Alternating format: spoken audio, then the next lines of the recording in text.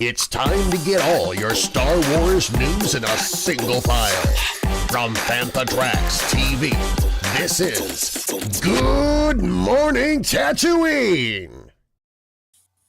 Good morning, Tatooine, indeed. We're back once again with your weekly recap of everything Star Wars. We've got an absolute jam-packed show for you today, so let's get straight to the schedule. What have we got coming up? First up, Star Wars Fan Fun Day was last weekend. The Fantha Tracks crew were there, so we'll be recapping that. Ahsoka was announced as being in production this past week. We'll be talking about that upcoming Disney Plus show. Michael Waldren has been revealed as the writer for a new Star Wars film. Bryce Dallas Howard was asked about directing a Star Wars film. We'll be seeing what she had to say on that. Ron Howard has also been talking Star Wars and about Solo. We'll be looking over his comments. And we'll have all the Celebration Anaheim and Obi-Wan Kenobi updates.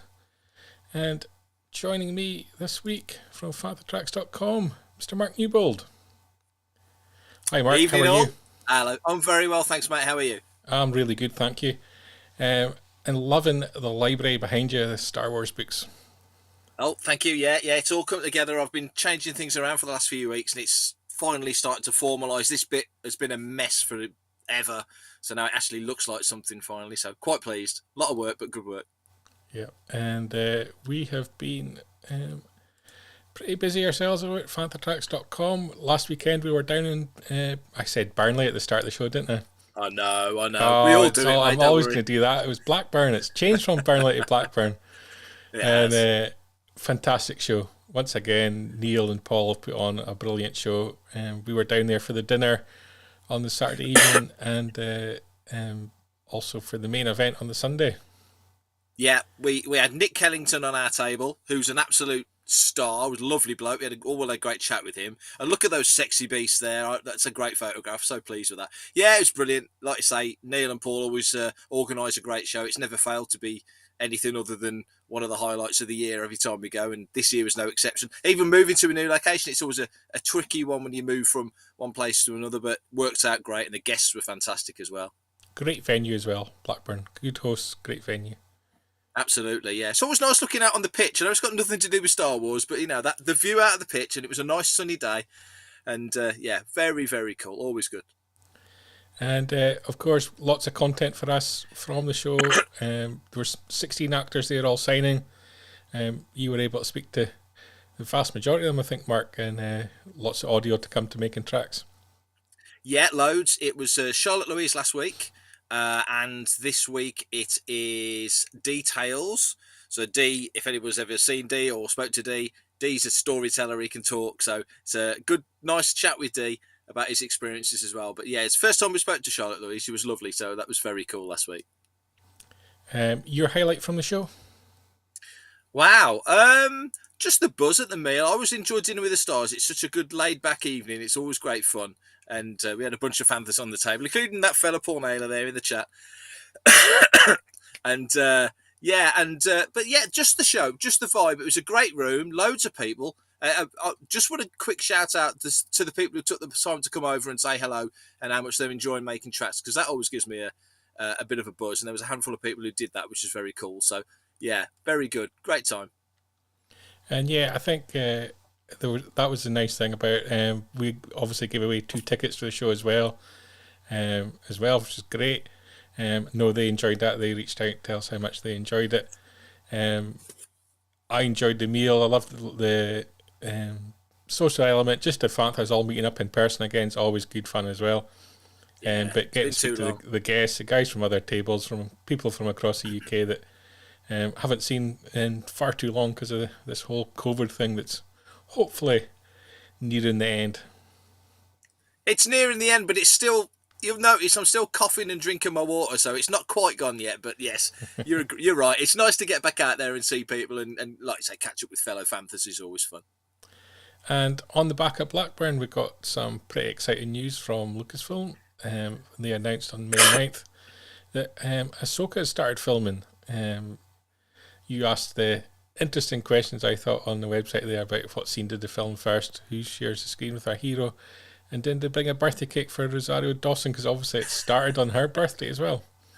Yeah, exactly. I mean, what a treat for her. I mean, obviously, you know, it was just meant to be. That's when could have gave her birthday started. Off. You'd think, wouldn't you? You'd think. Or did she cut the cake with a lightsaber? Yeah, I don't know. I mean, we'll find out. Yeah, that was the tweet they announced, and I kind of like it when Lucasfilm does it kind of like this, and they just drop a random social media post. And I wish they did more things like this. I think you could do a lot of things like this during the production. I still refer back to the prequels and how well they sort of teased everything along as that happened by revealing nothing, but feeling like you were part of it. Yeah, absolutely. Yeah, episode 2 did it well with the selects. I always thought that was fun, and hyperspace was great because, like you say, you just saw little glimpses of things sort of passing, and it's just tantalising enough. So yeah, that is a great little social media piece. Yeah. The other interesting news this past week, which is kind of something that was sort of new, but now straight from the horse's mouth, I think, is Michael Waldron's going to be writing the upcoming Star Wars movie. We don't know when it's going to come out, but there's certainly one on the agenda. Not a writer I'm overly familiar with, which is going to appall everybody because he's huge in the Marvel universe, but not seen Loki and the multiverse. I have seen, but didn't understand because I'm still behind in that series. But Loki was great fun. Yeah, so you're clued up on that. Best way to talk about this guy is talk about his body of work. So from what you've seen, did you enjoy it? Yeah, definitely. I mean, you mentioned Multiverse of Madness, which was bonkers, and eagle-eyed viewers will notice that he's actually in the film quite early on in a scene. But yeah, Loki was so clever. Marvel have got it nailed in terms of tonally different shows just fitting together in a beautiful jigsaw.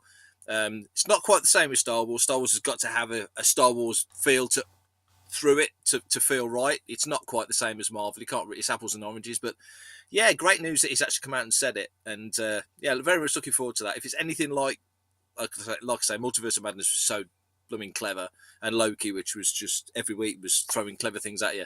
Yeah, we'll be in for a treat. And I think Feige's producing it, isn't he? So good person to bring in. And I think Wallace there is probably echoing something he's just mentioned. Ahsoka there. So many people waiting to see the live action Ahsoka series, having been fans of the animated series. Obviously, we've seen her briefly in Book of Boba Fett and Mando.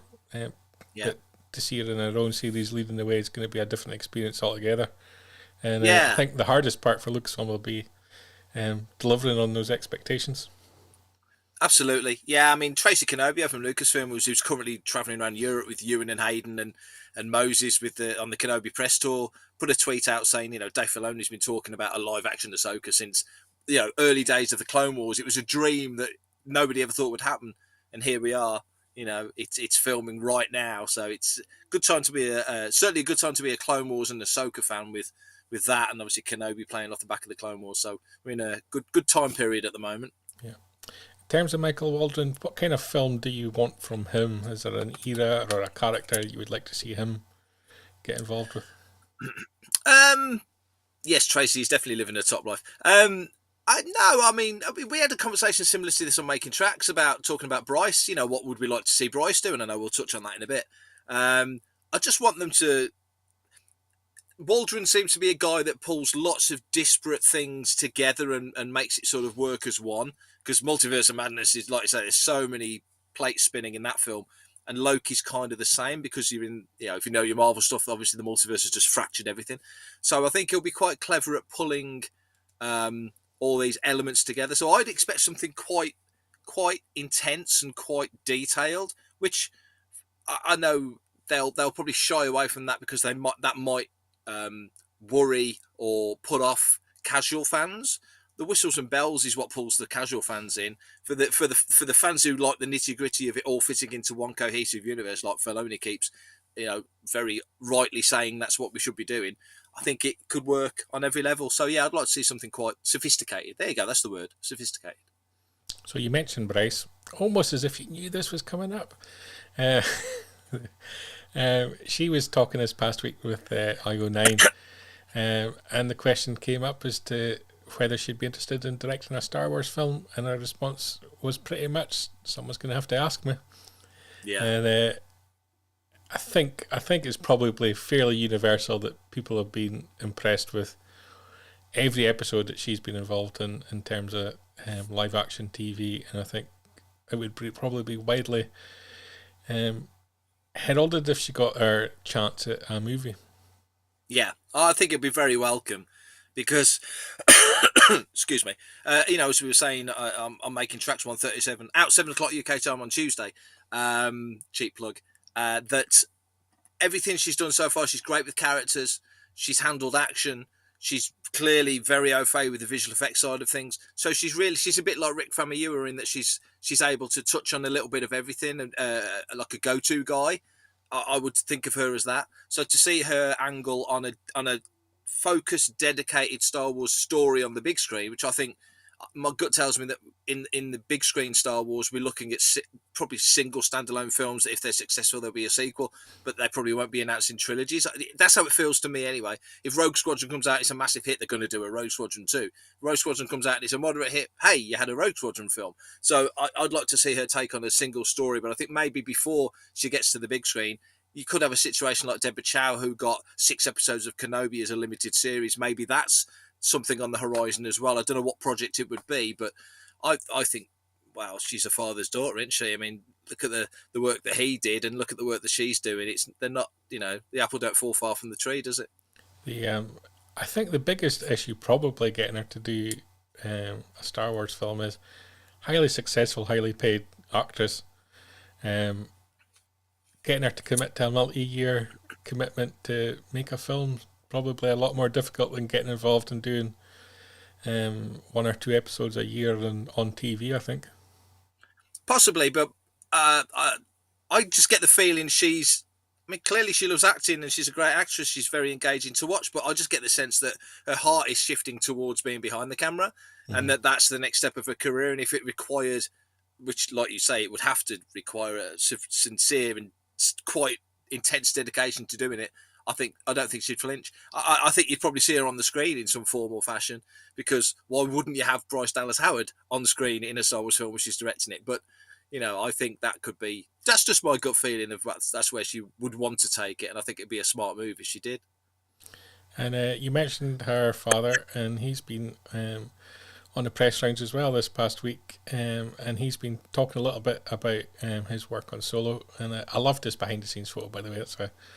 I pulled that off the website. I thought it was a great photo, and he talked about the fact that the film just wasn't financially successful. Might be critically acclaimed and well loved by many of the Star Wars fans, but people did not turn up to go and see it. Multitude of reasons to that. And I always say it's difficult. You can't judge a film based on its box office, because in order to know that whether you like a film or not, you've got to have paid to go and see it. You can have a hugely successful film and everybody pay their $20 and come out and say, hated that. It still makes a lot of money. And so, he kind of dampens maybe the idea that there might be more Solo content coming on the basis that he kind of suggests, it didn't make money for Disney. Yeah, I mean, sadly, he's right, and we've talked. I wouldn't say ad nauseum. That sounds negatively. We've gone in depth on the podcast and on the site about the reasons why Solo being released when it was released was just so wasteful. We should be on Solo 3 by now, in my opinion. But that being said, we have got Lando coming. We have got Ron Howard and Lawrence Kasdan doing the Light and Magic panel at Celebration. So maybe Christmas will come early for those Make Solo 2 happen, folks. I can see there being more, and I really can see Howard being involved because, I mean, Bryce said it, she's been in and around Star Wars since she was a kid, went to summer camp with Natalie Portman, and, all these little things, these little elements that all work together. Obviously, the relationship between Howard and Lucas back on Graffiti, and there's lots of shared DNA between those two families, if you want to put it in that way. So I don't think Ron Howard's done with Star Wars in that sense, in a negative sense or in a working sense. I think there's more ahead, but what it will be, I don't know. If they announce Ron Howard and Imagine as the production company behind Lando, like Bad Robot was behind Force Awakens, for example, that wouldn't surprise me one iota. So I don't know. That's just me pulling things out of thin air, but I think there's more to come. And he clearly loved Solo and spoke very respectfully about Lord and Miller and the sort of the delicate balance between them moving on and him moving in. It was quite interesting to see how he worded that. Very well put. And then Paul mentions there he'd like to see Alden back as Solo and he should have a film or TV show. I actually think, the people that asked for Solo 2 to happen, you're probably not going to see Solo, but it doesn't necessarily mean they're not going to tap into characters and elements from that film and continue it that way. I just feel that they've dropped the ball so hard on Solo, the character, I think, with that film, that Alden's probably done. Doesn't mean you can't spin off something from the other characters, I think. Yeah, you're right. I mean, I think it's a bit like, I know we're going to talk about Obi-Wan in a bit, but it's a bit like Ewan has got 10 years grace to do more Obi-Wan stuff if he wants to until he gets to the Alec Guinness Obi-Wan in A New Hope. Alden is still, even if you follow his real life age, he's still 5 or 6 years before A New Hope and when Harrison would take over, you know what I mean, become Han Solo for the films. So you've still got a bit of time that you can play with if you want to do it. And they can knock 10 years off these actors if they want to do it. So age really isn't the concern that it used to be, certainly not when you got ILM sort of fueling your visuals. There was one line, I think, from the conversation Ron had about taking over, which I found interesting. And it was a line that was, I had some really comforting conversations with Phil and Chris who let me know they weren't leaving because I was coming in, which kind of suggests that Lucasfilm had reached out to Ron prior to them leaving as to maybe come in almost to mentor them through the process. Yes.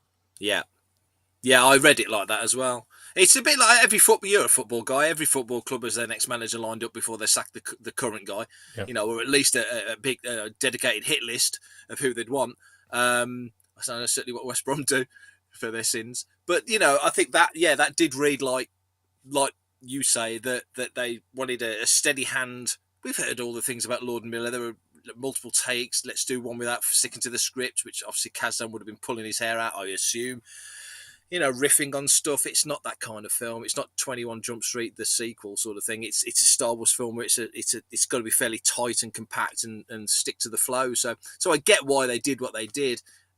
I don't think anybody came out badly from this. Lord and Miller went on and did Spider-Verse and all the other stuff. They've done Lego Movie. They've done great.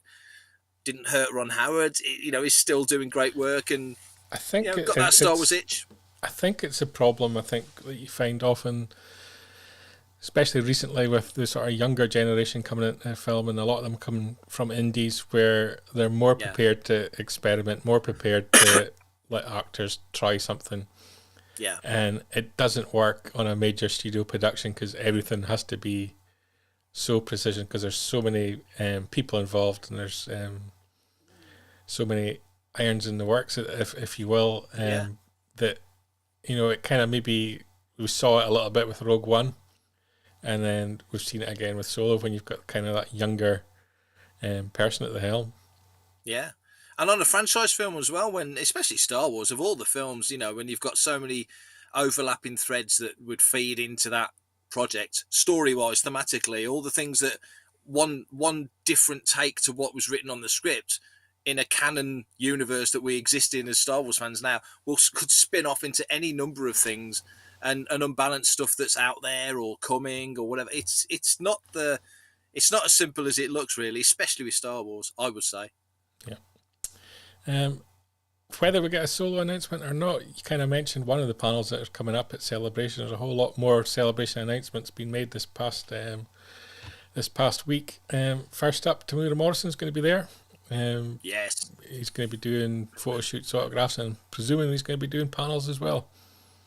Yes, great news. I since I'm going to be busy, obviously I'm doing the podcast stage, but I sincerely hope I get a chance to step away. There's Paul Lanayla, who's one of my lieutenants, so hopefully he'll cover me for a couple of panels. But I'd like to see Tem talk about his Book of Boba Fett experience, because he's always been great at panels and he's a charismatic guy, so it'll be interesting to hear his take on that. And also, I don't think we'll hear it at Celebration. It's not generally the pace they make announcements, but somewhere this year, maybe D23, find out if there is going to be a Book of Boba Fett season 2, or maybe, that's the treat that Filoni and Favreau might drop on us in one of their panels. Who knows? Product-wise, we also have, I can never pronounce the name, but I'm going to say Denua Nova. You'll correct That's me. close enough. Genuo Novo is how I say it. Rubies. There you go. There you go. They've announced they're going to be in attendance. I think we're going to see a lot more companies announcing their attendance over the next couple of weeks as well. Yeah. The build up to the show, kind of expecting some very nice replica costumes and props from them. And they've always got something interesting in the iron. And hopefully we'll see something new from them at the show. Yeah, they've got the first, you can see the logo of it there, the first order patch. They've got some new gear out with that involved. We're going to be talking to Mark Van Olen. Some people might remember him from Tops. He's now, as you say, at De Niro Novo. So we'll chat to Mark at the show and bring that to either Fantha Tracks TV or Making Tracks, or both, if we're feeling spicy. But yeah, there's always good stuff at De Niro Novo. They've done a great job of taking over from Novos and fulfilling those orders which they promised they'd do, and now they're doing new stuff. So credit to them, they're making a real fist of it. Yeah. Also going to be there, the guys from Rancho Obi-Wan, and on top of the Rancho experience that they've done at Celebration, which is always incredible, they're going an extra step this year, and up next on the third floor next to the collection track, they're going to do the evolution of the Mandalorian's Boba Fett to Bo-Katan exhibit, and you're going to get a chance to see some pretty unique items, not just from Rancho Obi-Wan, but from many of Steve Sansweet's friends there as well, that we know well. So a unique opportunity to see some pretty special stuff. Yeah, really cool. And if anybody listened to Making Tracks last Tuesday, actually, we posted about this a couple of days before it actually got officially announced. I'm not sure if Steve didn't realise that he'd given the game away on Making Tracks last week, but we recorded it like 12 hours before the episode came out. So yeah, Rancho's there, as you say, which is always a joy. I think they've got 9,000 square foot of space this time. Last time they had about 1,200, so they've 6, got crazy amount of space. Yeah, 6,000, sorry. So loads of space, which is brilliant. And yeah, the exhibit, which, as you say, some of the other guys, big name collectors, the big name that most people will know, Gus and Duncan, have got stuff in there as well. So yeah, can't wait to see that. It's going to be fascinating. Next up, another group of friends that we know very well, Regal Robot. They're going to be there, booth 2518, and they've got very cool Max Rebo concept maquette. Incredible stuff. I've picked up a few of the much smaller items that Regal Robot do, but they do such beautiful work. Yeah, absolutely. We spoke to Tom Spina this week. That's coming to Fantha TV at the weekend, I think on the 19th. And yeah, lucky enough to see the stuff that's been announced. So you'll see it all on the episode as it comes out. There's some awesome stuff coming. Some of the things they've got coming out, you think, why hasn't somebody else thought of this? It's so clever, because they're so steeped, especially Tom, so steeped in the behind the scenes stuff, and so ridiculously knowledgeable. It's a joy to see things like this come out. And yeah, I will give you a little sneak into something that I actually said to Tom. on the images they do show, it's a point of conversation, they show Max Rebo's butt crack. And I said, well, bearing in mind, are they arms or are they legs? Because we're the kind of arms. I said, well, is it a butt crack or an armpit? Think on that. I have no words. If I had a mic, I'd drop it. No, Yeah. I bet you don't. Next up, official picks, who have got a huge array of guests already announced. They're doing something which I think is kind of quite clever. That in the evenings, Thursday, Friday, Saturday, they're going to have 20 extra signers, and they're going to do exclusive to those evenings. All these guests are going to be signing a huge array of people, including Ashley Eckstein, Samantha as well, Matt Wood, Mike Quinn, Eric Walker. So people that aren't out on the show floor during the week are going to be available to sign in the evenings, which I think a lot of people will be interested in. Absolutely, it's a great idea. I mean, I think from what I can gather from the website, we're still working under COVID conditions, so there's going to be spacing between the booths and spacing between lineups and queues and plastic shields and stuff, which is fine and sensible, totally understandable. But I would imagine logically that would mean there was less space for guests to fit in. So maybe this is a smart way of making sure that everybody has gets access to the guests, can go and do stuff in the evenings. Everybody's happy. So I think it's great. And there's some, like you say, some cracking people there. Ashley, as you say, Matt Wood, Dan Madsen, some brilliant people there. So very good idea. Also, celebration Tales from Galaxy's Edge panel from ILMX Lab as well. I've played this VR game. I know Matt Booker, he's watching. He's also played the game. Great fun. So I'm interested that they're doing a panel on it. Are we going to get extra content, or is there something new planned on the horizon as well? It'd be interesting to see. Bobby's great fun on these sort of panels and talks, and Holly Fry is hosting it, who's awesome. Everybody knows Holly knows how awesome she is. Just to see the details and the behind the scenes of this, that's a great idea to do that. And fingers crossed, there's more coming, because they did, like you say, you've played it, so you know it better than me. But the detail in that is just nuts. And obviously coming off the back of the Vader stuff they did, Vader Immortal, they're really getting into this and doing it in chapters. It's just a clever way of building up a storyline, and it's only ever going to get better. So this could be one to watch. I wouldn't be surprised if there was some juicy information dropped in that panel. And something that'll please a lot of people who can't make it in there in person. Star Wars Celebration Live is going to be back. And we're going to get Andy and Anthony from the Star Wars show are going to return as well, which will please a lot of people. And it's presented by those little lizard things. I can never remember the company name, but it's Geico. Don't have that Geico. in the UK. But, I always remember the little lizards. So I've been mentioning it a few times over the past few weeks. So we are getting a Star Wars Celebration Live, and it has got a sponsor. So, it's a great idea. It's a great idea. Like I say, it's good for people outside of the event who can't be there. Obviously, you can follow the panels and just have that live stream on in the background when you're working throughout the the day or the evening, because obviously time difference and such. Yeah. But even when you're there, you can't make every panel. So if you can get a bit of Wi-Fi, you've got a chance of watching stuff. Even if you're at the event, So there's hello Tony. So there's some good opportunities there to see stuff and do stuff. So.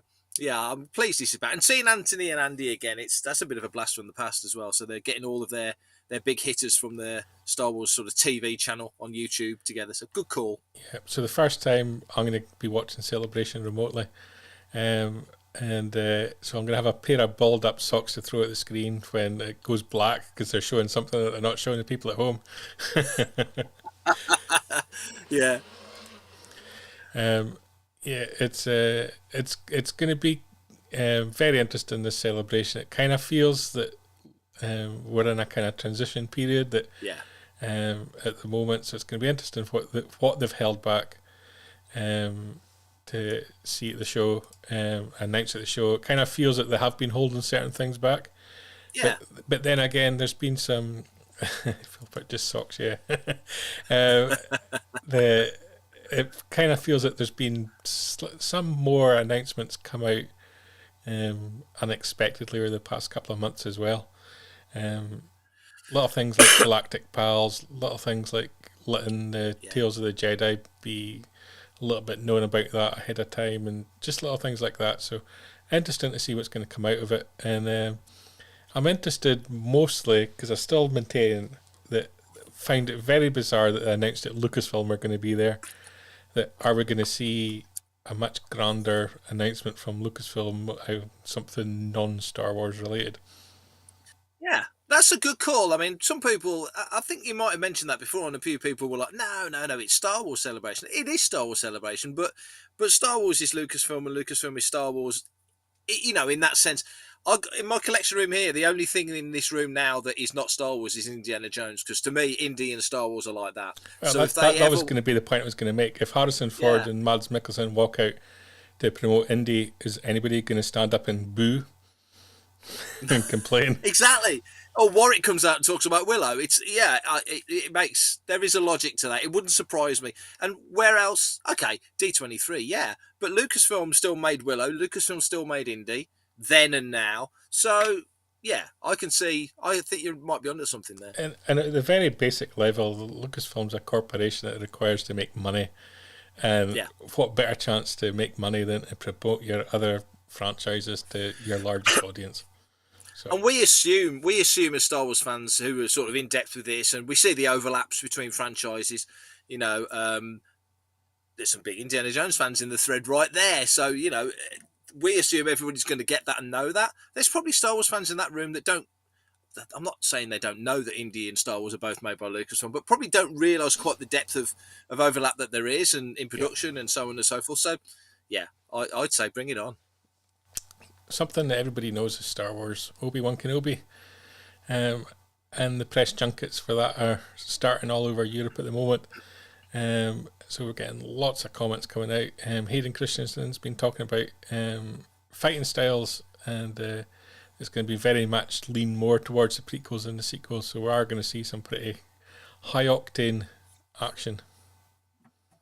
I think that's a great idea. I think, to me, this show, I've just realised I've got to show you this. It's my old lottery thing from back in the day. I've got Obi-Wan staring at me as I'm talking about this. It's just put me off.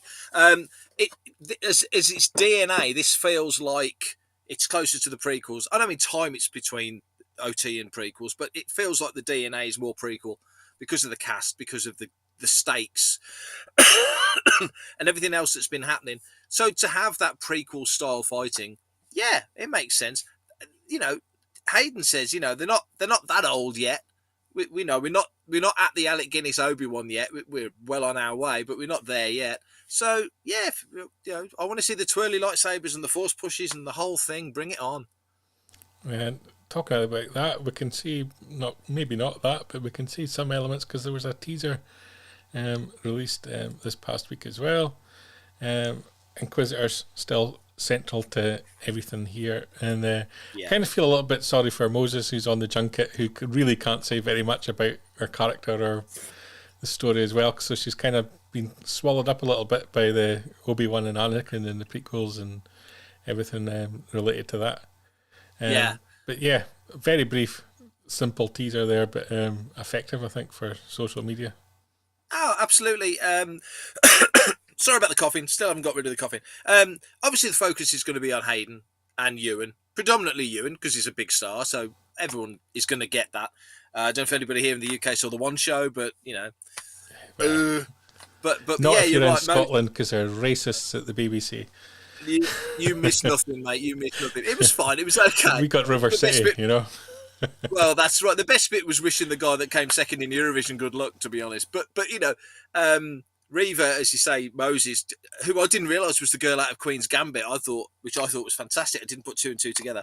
What can she say? There's not a lot she can say. Ewan can harken back to 20 years ago, and so can Hayden, essentially. She's a little bit tied in.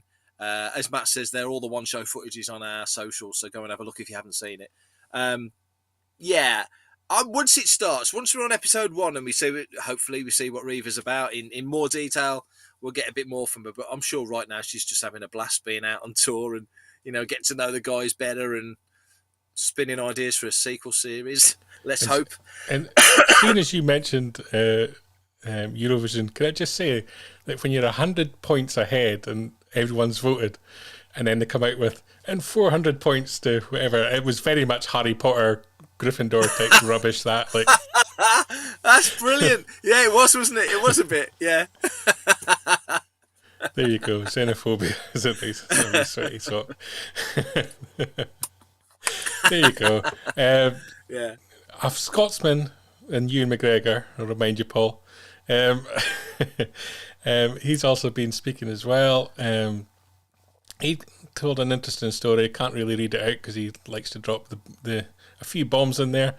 But mentioned when he really got back into Star Wars, and they were doing screenings in Hollywood, and he was asked to come and introduce one of the films, and he chose Episode 3 to introduce, and he got such a great reaction from the fans, and that kind of turned his mind to wanting to get back involved in Star Wars again, because I think it's fair to say that he had a negative experience maybe with the prequels to some degree. Yeah, and a lot of people make the parallel, and they're not wrong. The sequel trilogy guys are going through that now, and those films will be viewed differently in 15, 20 years' time like these ones are. So, the OT was so different. There was nothing else on the landscape to compare Star Wars Empire Jedi to. They were like titans of cinema, which of course they are. But now you get to the prequel era, and there was Potter and Spider-Man, X-Men, and there's lots of other stuff. And then you get to Force Awakens era, and they're all there still, plus a dozen others. So, different landscapes, so I get that, but it was nice.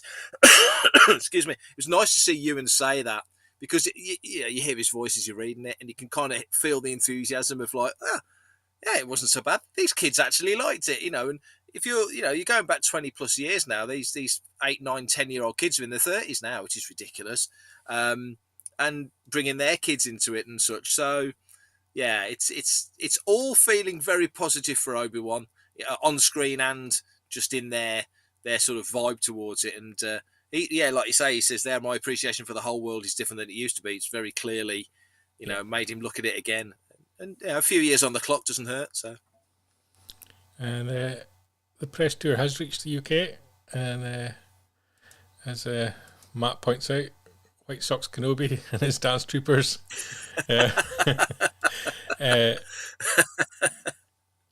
I've got this thing. How can you promote Star Wars and not have your stormtroopers carry weapons? It's like it's called Star Wars. Come on, people. We're all pretty much desensitized to that. I think it's entertainment. Yeah. But I did like the White Sox. Obviously, the tour's been here in the UK. They were on the one show. It said if you go to Father Track's Instagram, you'll see all the videos there. And Disney Plus released the photos, which has almost become a traditional location now, I think, for films. They always use the same hotel. Yeah. There we go. Just look at them. There we go. So it's a great looking cast, isn't it? It is. I like the sort of padded Vader jacket as well. I know he got a lot of stick for that, but I quite liked it. It's different, yeah. The socks definitely got plenty of comments like, come on, Ewan, you can afford trousers that fit. And I'm glad to see Boogie Storm is still being employed all these years after Britain's Got Talent. Yeah. Hayden's taller than the troopers. Are we saying it there? A little too short for a stormtrooper? Interesting. No, it is good to see him out there. I know they went out into Berlin and then came back to the UK. Now they're back out again. And here's a great point. Actual marketing and actual press tour. We need to see more of that with Star Wars. We're so weak at that, I think. But anyway, there we go. Phil Parker echoing what many people have said. Those troopers hurt my eyes in many ways. I think we all agree it's the Disney troopers. Lot of very great costumers all over the UK that could have done a far better job. But anyway, agreed. And if you're worried about the weapons, use the First Order weapons with the white elements to it. I don't know. There we go. Ewan's also talked Ben Kenobi, that taking the character to a broken place at the beginning of the series, and that's what I'm looking forward to, like a real character kind of piece. And I think Ewan will do that brilliantly. Yeah, I totally agree. Yeah, like he says, and I think it was one of the provisos reading the Empire piece. When he came back into it, he had some input into the storyline, but I would say more the character than the storyline. And to him, to come back to Ben, a little bit worn down 10 years later of living in the desert after Revenge of the Sith is one thing. Coming back to a guy who's, I said it in Making Tracks the other week, how much of a Jedi is a Jedi without the Jedi Order, especially somebody like Ben, who's basically institutionalized, raised in it his whole life, and then everything that underpins what he believes in is wiped out in a heartbeat by his brother, best friend, whatever, and the Chancellor that everybody trusted. So how much of a Jedi can he still be? And you've got to assume he's still, to some degree, communing with Yoda. Maybe Yoda was able to teach him to commune with Qui-Gon. Is he still in contact with Bail? The whole Fulcrum thing. So you can see lots of elements folding in, but he's still basically isolated. So it'd be interesting to see what sort of life he's living and how broken he is, because he says there, he's rusty, he's out of practice with everything. It'll be interesting to see how he builds back up to that, like Hayden says, that prequel era fighting, how long it takes Ben to click back into it. Paul Naylor there mentioning, I've put the wrong one up there, sorry, but it's worth saying it again. My cosplay has no weapon. Paul Naylor's going to be cosplaying for the first time at Celebration. If you see him, tag FatTheTracks, use the hashtag terrible cosplay, and I'll give you a shout out on the show. Or Bins of Batu, that will work as well. Bins of Batu, we'll go back to Bins of Batu. Obi-Wan needs to channel his inner Qui-Gon, will he? That's a good call. Liam Neeson doesn't do TV. Only Derry girls. Yeah, he says that. Another great image stolen from the site. I love the behind-the-scenes stuff. Ewan's also been talking the prequel trilogy. He loved acting in them. He loved playing Obi-Wan Kenobi. Loved working with George. And basically, there was no thought after them of carrying on the story in any way. And he acknowledges a lot of people didn't like the prequels, and it was hard work to make them, the blue screens and so on. But they all put their heart and soul into it. And I think over time, the people that didn't appreciate the prequels probably appreciate them more now than they did back in the... When was back it? In the day. 99. Yeah. There's probably a number of factors that folds into that. It's probably deeper than you think. But yeah, I mean, he says there, they were almost a slave to the technology. And if an actor feels that the camera's more important than what the camera's filming, you're going to feel a bit deflated. And I still think back to when he was at the Moulin Rouge premiere and somebody told him what the episode 2 was called and he just snorted with laughter. So I don't think he was as massively invested then as he became. Obviously, you said earlier he turned up at the screening of Sith. Clearly, years later, you look back at those films and go, yeah, that was the one, because I suppose you'd think Liam Neeson was the star of the Phantom Menace. In a sense, he was the big name. Ewan in Clones, and then certainly in Sith. But yeah, they must have been hard to make. Look at it, the blue on your little banner there where Tarkin's top shelf is right now, it's the same blue as the blue screen. And imagine being surrounded by that all the time. It must have been so difficult.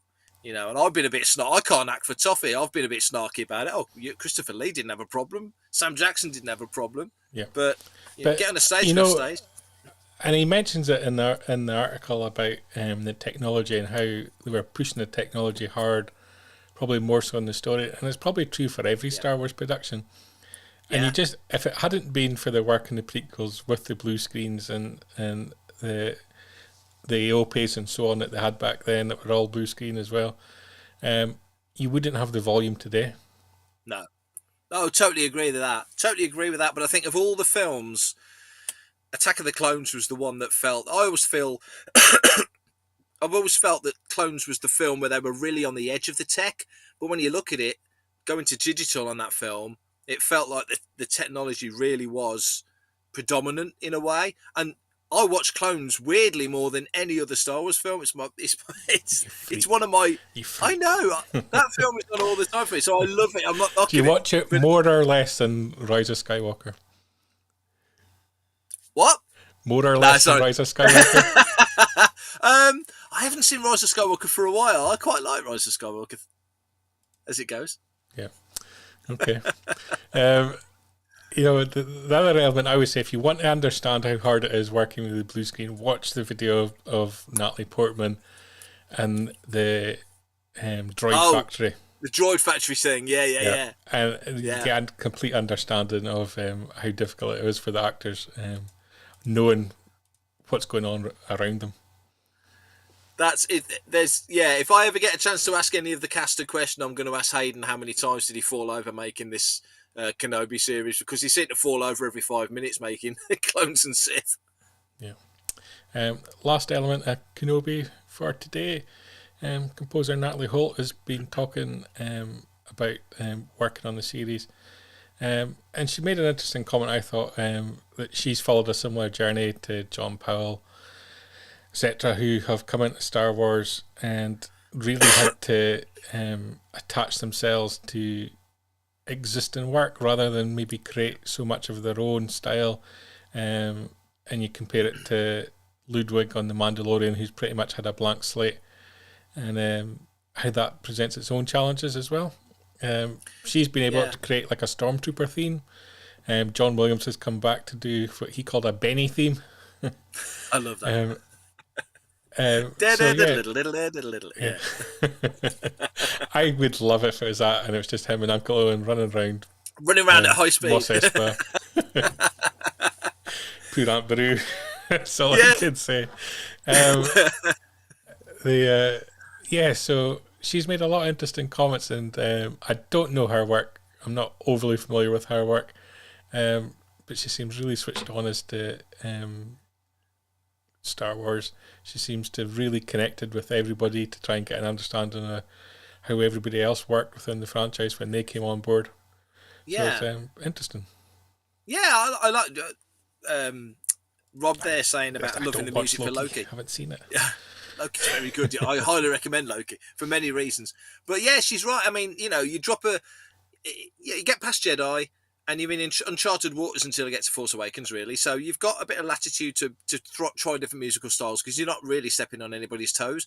But in this era, John Powell very much, a lot of brass in John Powell's music, and Solo and Kenobi are set within about a year of each other. So you're going to want what was in Revenge of the Sith, which is highly dramatic, A New Hope, which is also clearly dramatic, but there's a lot of sort of wistful mood music in A New Hope, very much like Attack of the Clones, weirdly. So you've got to make it fit into that musical jigsaw.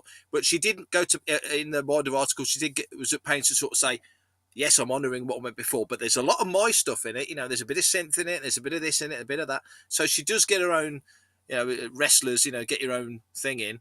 I need to say a naughty word then, but you know what I mean, Brian. Yeah. So she's getting her own things in. So it's still her score, but it's clearly more of a classical Star Wars score, like John Powell's, which is my favourite score since Phantom Menace. And so that is the news of the week. Been good to have you here once again, even though I just noticed that you're wearing a droid t-shirt. I don't know how that was allowed. I wore it especially for you, Bri. You'll be made to change the next time you're invited on the show if you come back with that on. I'll give you the chance to promote Making Tracks, even though I shouldn't. You shouldn't. Thank you very much.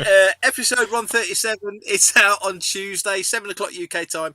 It's me and Mark, as always. And this week, as I said earlier, we've got details on, but we go through, like we have today, we go through a lot of this week's news and chew it over, and you get my perspective, but of course you get Mark's as well, which is far more important than mine. See, now they're harassing me in the comments as well. You see what you've done?